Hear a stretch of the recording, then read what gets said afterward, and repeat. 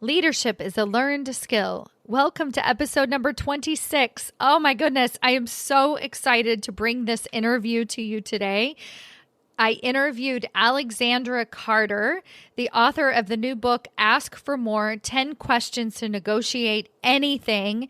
She is a world-renowned professor, a negotiations expert and mediator for the United Nations. And she's just truly an incredible human being.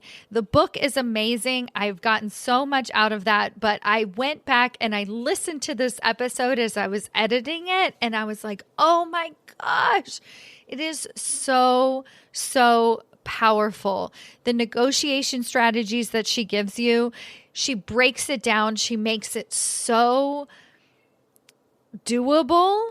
And she also shows you how anybody can be a negotiator. And so for those of you who are looking to advance your career, are trying desperately to get into senior leadership positions, really want to make that impact at your organization, she is going to give you all of the tools to be able to negotiate for that impact that you really want to be making at work. So I just encourage you to just grab a cup of tea and listen to this entire episode. It is super inspiring, and you're probably going to hear my insanely contagious laugh 27 times. All right, enjoy. Welcome to Maximize Your Career with Stacy Mayer, a podcast about achieving your career goals while also being yourself.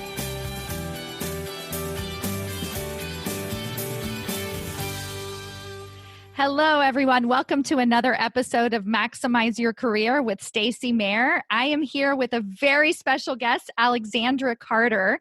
I actually was introduced to Alexandra about a month ago as she was being interviewed on my Business Coaches podcast about her new book, Ask for More. We're going to learn all about her book today and some of the negotiation strategies that she uses. But I just want to offer to you, this woman is real, and you are going to get to meet her today. And when I think of negotiators, and when I think of a lawyer or somebody who is a negotiator for a living, they feel very outside of me. They don't feel like me. And when I heard Alexandra speak on my coach Eleanor Beaton's podcast, I was like, no, this woman is like me. She has learned and cultivated these skills, and now she has this ability to bring other people up with her. So I just want to get started and just dive right in so that we can have an action-packed episode today. Let me start by introducing her, and then we'll just hear more about Alexandra and her journey and how you can start to use some of the negotiation skills and practices that she has learned over the years to actually advance your career.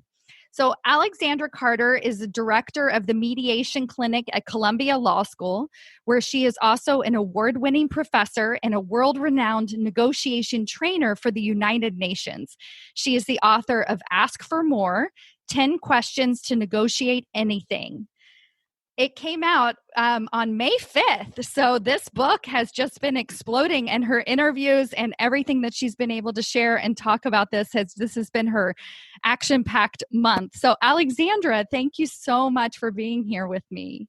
Oh, Stacy, I'm so glad to be here with you. And please feel free to call me Alex. That's what my friends call me. Awesome. My son's name is actually Alexander, and he says, please feel free to call me Alexander. I love that. Good for him. He's very clear. But I love it. Thank you, Alex. It's great to have you here. So, can we just start out with that observation, right? Which is that this idea of what negotiation or negotiators is in our heads. And a lot of the leaders that I work with are striving to be more authentic at work. They want to be more themselves. They want to make a bigger impact. And so when we start to think about, I need to negotiate either my salary or resources or whatever that is, it feels like I need to put on almost a different personality. So can you just start out with that first thing that I noticed from you, which is that you're a real person. You're just having conversations. Yeah. Thank you, Stacy. Yeah, I want to talk about two things. What negotiation is and who negotiators are. Okay. Awesome. And I want to engage on this second point because in the beginning of this podcast, you said initially even you thought that negotiator, nope, that's not me. That's not my personality. And we are going to bust that myth here on the Awesome. podcast Thank you. today. All right. So, first of all, what negotiation is. You know, Stacy, so many people, myself included, when I was a young woman and a professional, think that negotiation is just a back and forth over money. So, negotiation is that thing you do when you go in to ask for more salary once a year, or negotiation is what you do in the immediate, like lead up to a deal, that type of thing. And over time, I started to realize that is so limited and a really reactive way to think about negotiation. It's almost like we don't do it until it's forced on us by that once a year review or the client contract comes up. You know, and Stacy, when I was on my honeymoon back in 2006, we went to Hawaii and I got in a kayak, and that was the moment that changed everything I realized about negotiation. Because I'm in this kayak and our guide turns around and says, please negotiate your kayaks to the left so we can end up on that beach. And Ah. I just thought, oh my God, that's it. You know that moment where you want to get out of the kayak and start writing? That's the moment that I had there because I thought that's right. Negotiation is not just a back and forth over money. When I negotiate a kayak toward a beautiful beach, what am I doing? I'm steering. So these days, Stacy, I teach that negotiation is any conversation in which you are steering a relationship. Hmm. So what does that mean for professionals in the workplace? So what it means is I'm not waiting for the once a year to teach my boss how to value me. I'm not waiting until the client contract comes up to be steering my relationship with that client, really getting to know them and teaching them how to think about me and what I offer. I am piloting those conversations in every interaction I have. But Stacy, the other thing it means is if negotiation is steering relationships, what's the most important relationship of your life?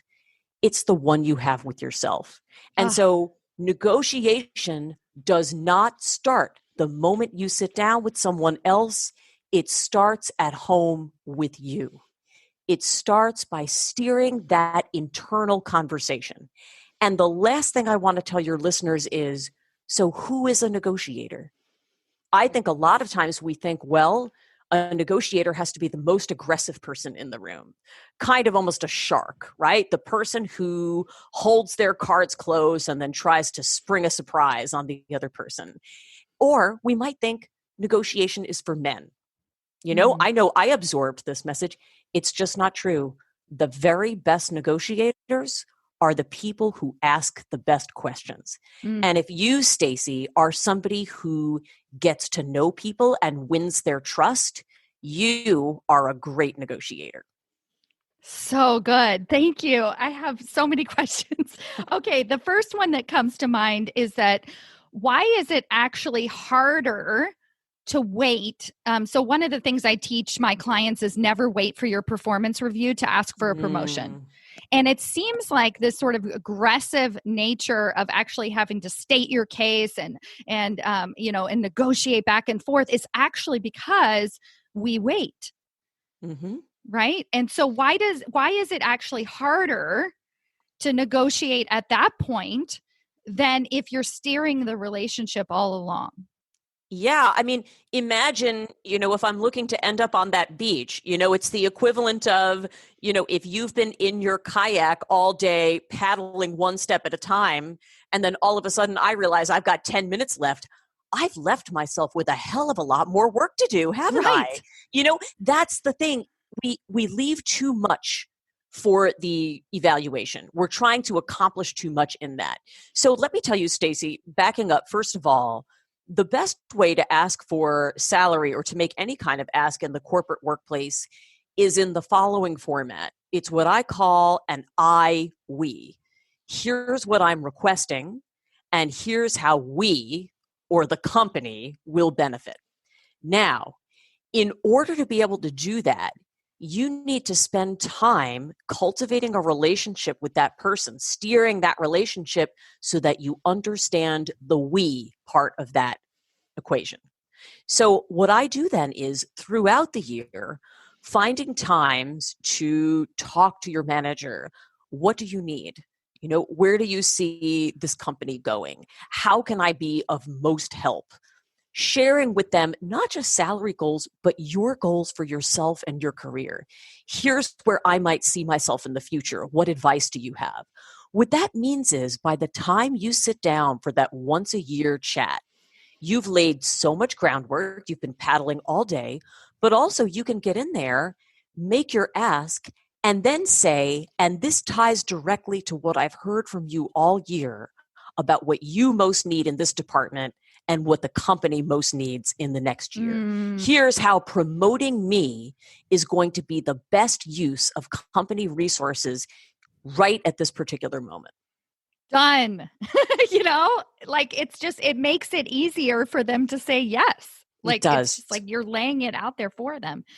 So another thing that you talked about is this I, right? So really understanding the I. And something that really caught my attention is most of my clients actually self-identify as not being concerned about the money or the promotion, right? And this is a very common thing that I notice with women is that we really downplay our need for a raise.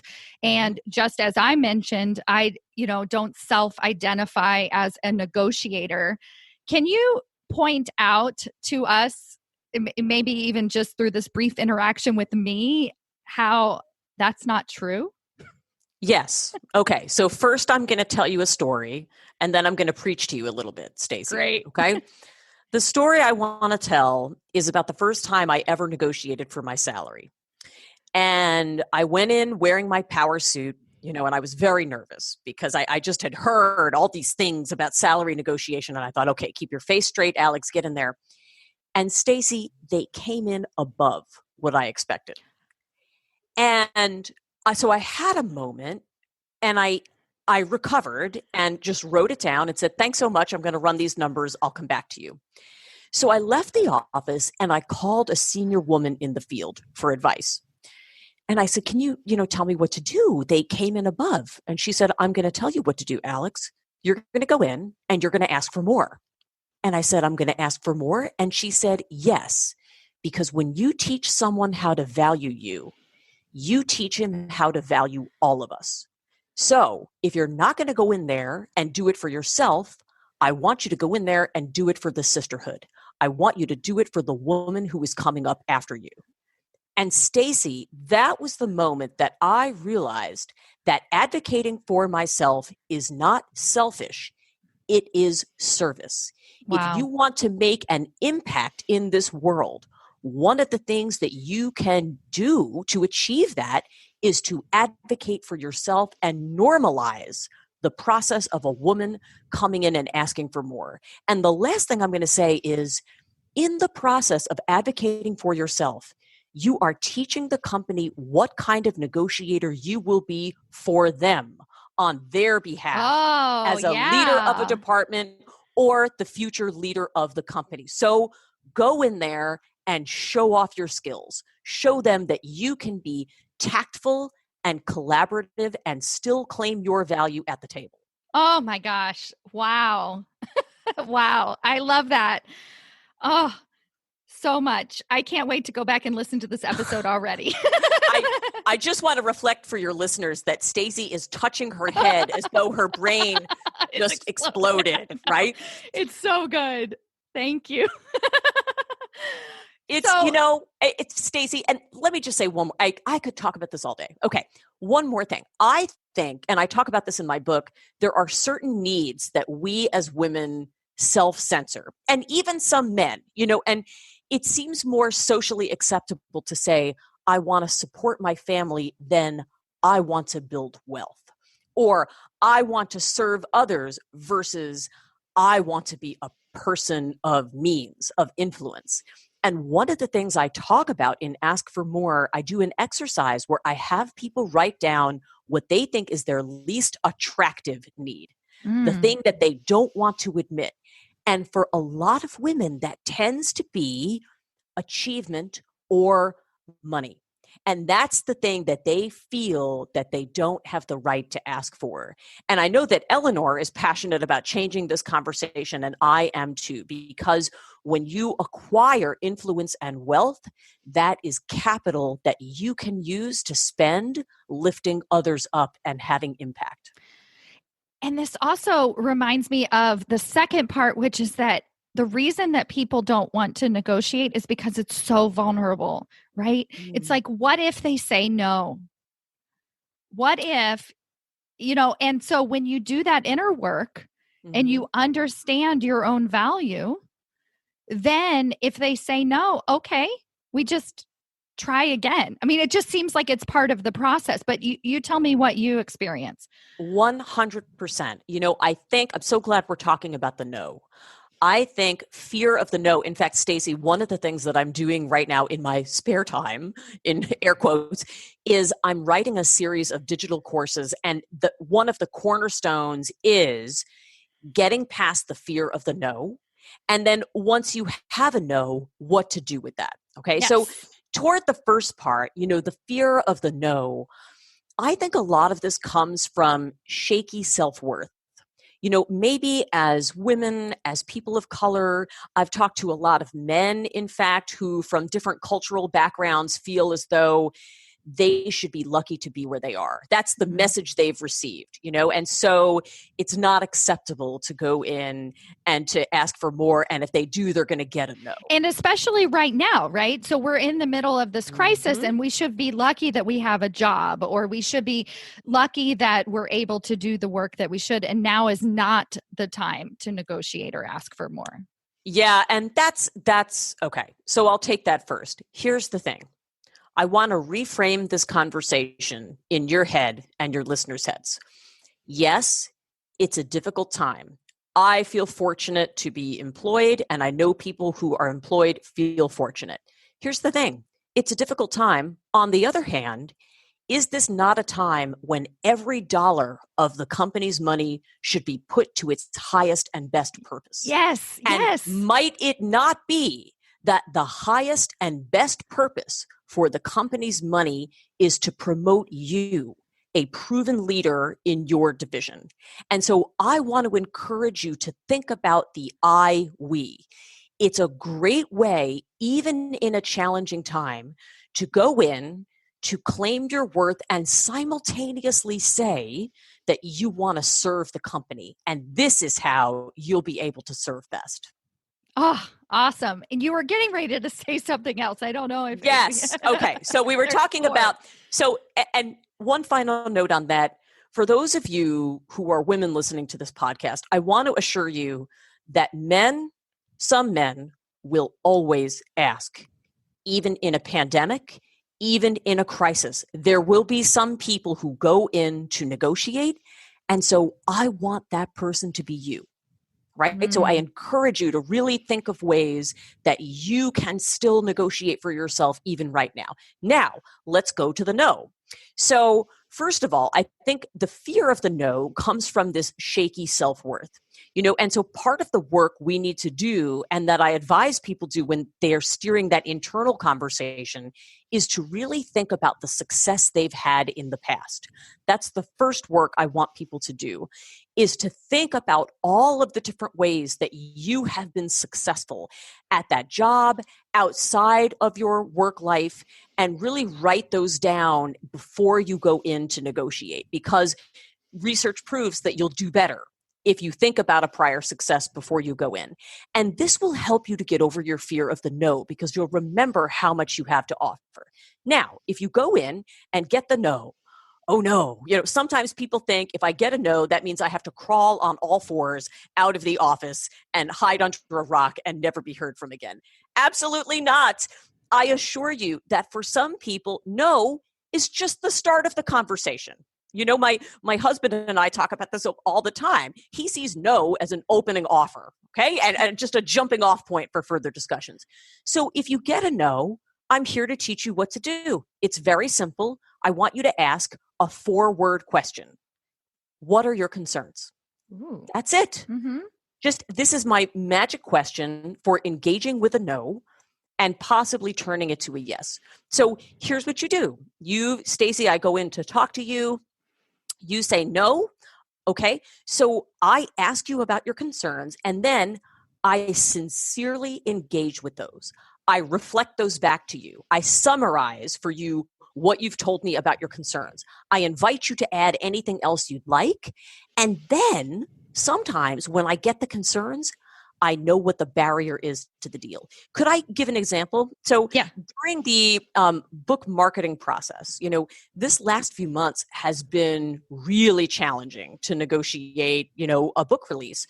One of the things that I had lined up was a ton of in-person speaking events where people were going to buy books. Mm-hmm. So I reached out to a large client of mine. I'd done a ton of speaking for them. We had a bill outstanding. So I wrote to them and said, listen, let's do a win-win here. I'm promoting a book. You guys have, an invoice from me. I'd like you to buy one book for every one of your employees. I'd done a lot of work for this client. And they came back to me a couple days later and said, sorry, that's not going to work for us. Just send us the invoice. We'd rather just pay you. So Stacy, for 5 minutes, I was crushed. And then I remembered that I wrote a book called Ask for More. So I got them on the phone. Sometimes you write the advice you most need to take. Yes, okay? So absolutely. I called them up and I said, what are your concerns? And they said, well, we haven't read the whole book yet. And I said, well, I'd be happy to put one in the FedEx to you. You'll have it tomorrow. What else? And they said, well, we don't really have a culture of putting a book in front of our most senior members and asking them to read it. And I said, okay, how many people are in that group? And they said, probably about 100. And this was like a 700-person company. And I said, okay, I think we have a lot of daylight here. I'm going to send you the book. I hear that you don't want those 100 people to feel like they're forced. Let's talk next week. Do you know, I sent them the book just based on that one-word conversation. They came back and said, all right, we'll buy 600 books. So we went from 0 to 600. I didn't have to be aggressive. I didn't have to be sharky. I was my usual sparkling self. I just asked a question and honored their concerns, and that's it. And I want people to know that they would be shocked at the number of no's that they can turn into yeses with one simple question. I'm still a little bit blown away at your mindset, which is that they said, we'll just pay you the invoice. Like I'm like, I heard what else you said, of course, but I'm like, okay, so you're getting your money, right? But you were so clear on the impact that you actually wanted to make with this organization. You didn't even want to take their money for free. Like you were like, no, there is more work to be done here. Yes. And you negotiated for your value. You negotiated for your impact. You didn't negotiate to make more money. No, I didn't, because money is short term and impact is long term. And I knew that by getting books in the right hands, that I would make this release successful. And once it was successful, that so many more doors would open up.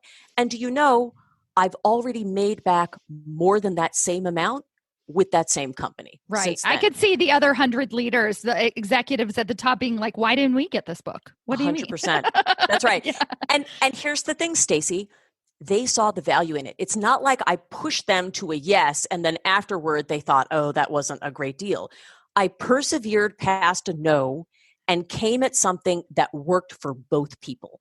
And that can be just as true of a promotion as it can be with my book deal. Yeah. So your book, the subtitle is 10 Questions to Negotiate Anything. And you've already spoken to it. It's laid out as a series of questions.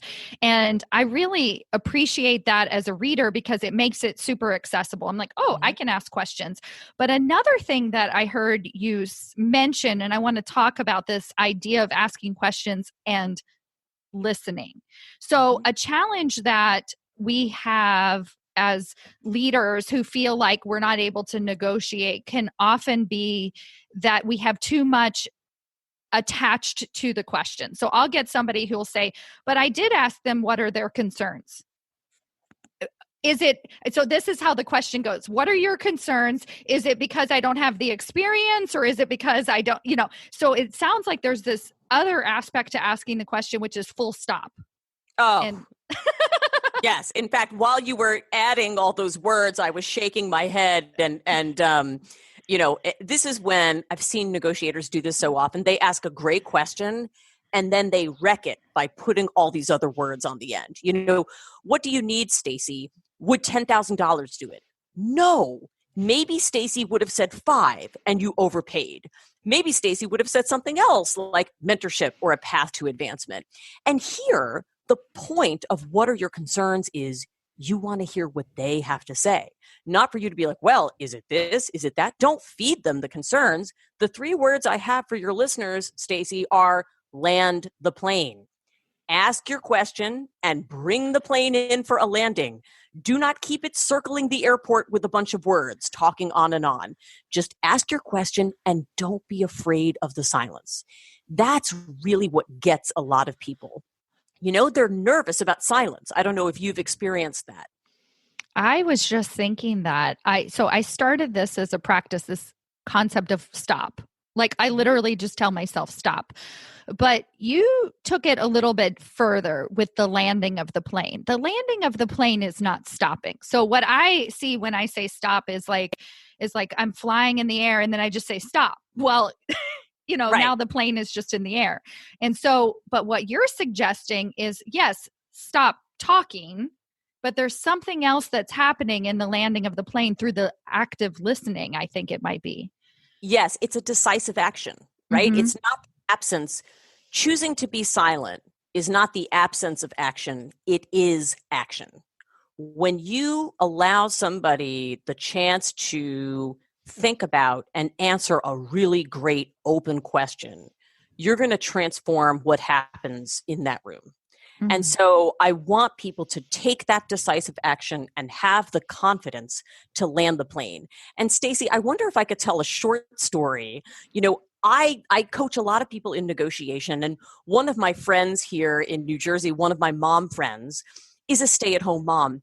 And she told me, Alex, I'm not a negotiator. I'm not even in the workforce anymore. And when I told her about the silence thing, she called me excited 2 weeks later and she said, I used it. So she's been working at her kids' summer camp for many summers and getting, free tuition for her kids. Their little cousin was coming to visit for a week, and she really wanted the cousin to go to camp free of charge. She was hoping not to pay. So she called the camp director and she said, listen, I've been working here many years, would love for my kid's cousin to come to camp. And he said, well, that sounds great. I think I could do a 50% discount. And Stacy, she just said, silence. And then he said, well, I guess I could do we could do it for like 25% of the price. And she said, And he said, you know what? You've been so great. Just bring the kid to camp. And she said, thank you so much. Sounds great. She hung up the phone and she called me and said, oh my God, I'm a negotiator. And all I had to do was shut up. It was magic. Wow, this is so fantastic. But yeah, what I heard in her was it was still decisive action. Right. It wasn't just stop. It wasn't just silence. It was still being included, still being a part of the negotiation, still being a part of the conversation. Right. Yeah. I mean, she basically did just enough and then hung on the line to let him know that she was going to give him a little bit more space to think about that offer. Wow. And it's magic because even somebody who says, I'm an introvert, I'm at home with my kids, I haven't been in the workforce for a little while, could use, right, silence and just that little bit of vocalization. She brought the plane in for a landing and she stayed there until the offer came in that was what she wanted. So good. And it doesn't even, I mean, I'm just sitting here thinking, what if it ended up being 25%? I mean, it's okay. But she stuck with it. It's so brilliant. Thank you. Yeah. So we're talking about steering relationships through these questions and really making sure that we're doing this proactively ahead of time. That's how we started this conversation. I want to talk about what happens if you feel like your circumstance of your difficult boss, you really truly feel like you have tried everything. Your boss does not support you. You have tried to negotiate. I know that there's always something more to do, but I wanted to see if you have any advice or any stories about your life where you really just felt like you had hit a wall and you decided to look at it differently. What was the mindset? What was the chat? How did you work through that situation? Yeah, great question. I think for this, it's important to articulate the difference between, sort of lack of support and something more like a serious safety or equity issue. If somebody is, really not, supporting you, and you're a person of color in the workplace and you're the target of microaggressions or worse, or if you're, really being sexually harassed in the workplace. I mean, those are, I think more legal issues, right? Where I'm not going to say negotiation skills are here to fix that. I think it's, it's you got to be very clear on what we can do and what's beyond the scope of that. But for those where, you've got like a difficult manager who's not being supportive, before I gave up entirely, I would try a few different things. One is counterintuitive, but I have often found that people with difficult personalities are insecure, and they're often crying out for a bit of acknowledgement, right? So in mediation, we call this stroking. And this is a saying that my mentor taught me. She said, when you want to strangle, stroke.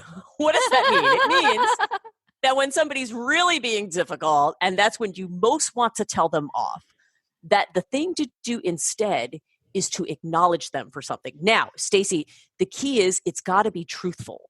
So if you have a male manager who has not been supportive, you can't go in and be like, thank you for being such a champion of gender equity in the workplace. But you could go in and say something like, I'm here because you are the culture bearer in our organization. You are the person whose voice people listen to when they decide who gets promoted and who doesn't, or who is a leader and who's not. And I'm here to seek your advice as I navigate, because I have goals and I want to be of help to this company, and I'm wondering what advice you have. Sometimes when you acknowledge people, some of that defensiveness melts away and they almost feel recruited to your side of the table and more willing to engage with you. So sometimes it's about acknowledgement. Beyond that, I think sometimes with a difficult manager, you got to figure out what their goals are and what their needs are.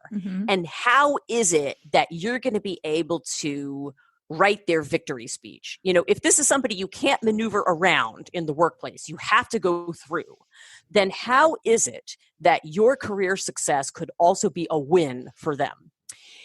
But if you've tried everything, if you have tried some acknowledgement, if you have tried sincerely engaging on questions and you're still being met by a brick wall, then I think it's time to evaluate, going back to the mirror. What is it that you need? How can your needs be met in this organization? And if they can't, then it's time really to think about where they could be met. Right. Yeah. So we talked about the value that you could bring through negotiation and through actually being a leader at the top. And I think to close out our conversation today, I would like to talk about this idea of equity, gender equity, racial equity in leadership. And what are some of the negotiation strategies? What's the conversation that you're having about racial diversity and the times that we're in right now? I know that you're having a lot of open conversations about this, so I would just like to hear a little bit about that, and how us as leaders, by negotiating, by rising to the top, how we can be a part of that overall conversation. Absolutely. And so, Stacy, since this is, an audio conversation, I want to say for those of you who can't see me, so I'm here today as a white woman. And so I want to be very clear about what I can speak to from my seat where I am and the set of lived experiences that I don't understand and I can speak to. So here are the conversations that I've been having and I've been assisting leaders in having. I think part of racial justice in the workplace and true equity, true inclusion is really about defining the right problem first. The first question in the book is, what's the problem I want to solve? This is where I tell people to start, whether they are contemplating asking for a raise or whether they are considering how to lead their department. And what I will say, again, as a white person, is I notice that some of the conflict we can experience is the way we define the problem. Imagine, for example, you have a set of white colleagues who are saying, well, the problem is that this one person wasn't promoted, and so maybe we need to fix that. And you might have colleagues of color who say, no, the problem is not the individual. The problem is the system, or the problem is overall, how do we work on our culture so that it's a place where, people of color want to enter, they want to stay, and they know they can thrive and flourish. And sometimes what we do all too often is we'll take a narrow approach and say, okay, so let's bring in a bunch of new people. And so, our entry-level folks will be fully diverse. That doesn't solve the full problem of equity at the highest levels in the workplace. So I would say one of the things I'm learning is that if we want to be anti-racist, if we want to truly work for justice for all and equity for all, we cannot be totally conflict avoidant. We need negotiation skills to engage with each other on the subjects that matter most. And so the first thing is really to engage around what the problem is that we're trying to solve, to partner with our sisters and brothers of color in, working on the problem to solve, and then executing together toward the kind of workplace we all want to see. Yeah. Yeah. Thank you. That's great. It gives me a lot of focus, and I think a lot of inspiration as a leader to really be able to make those changes at the top and to change that culture and to really make a difference and make that impact. Mm-hmm. So, Alex, as we finish up here, do you have any final words? And then I also want to share with people how they can get your book and also maybe sign up for this future digital course that's coming out, like other ways to connect with you. So, oh, I'd love it. Yeah. So I think the final thing I'd like to leave people with, Stacy, is, sometimes when I get out there and speak, people must think, well, it's always easy for her. She wrote a book called Ask for More because she was born asking for more. Mm-hmm. In fact, this is something that I have learned and developed over time. And it's messy occasionally. You can still battle through, am I worth this? Will I, be accepted if I stand up and ask for more? And I want people to know truly that the thing that gets me up every morning is service and how I can be of service to people. And I want you to know that you can be of highest service when you claim your worth. Mm-hmm. You make space at the table for other people to do the same. And so I want to empower you and let you know that there's a message that only you can deliver in this world.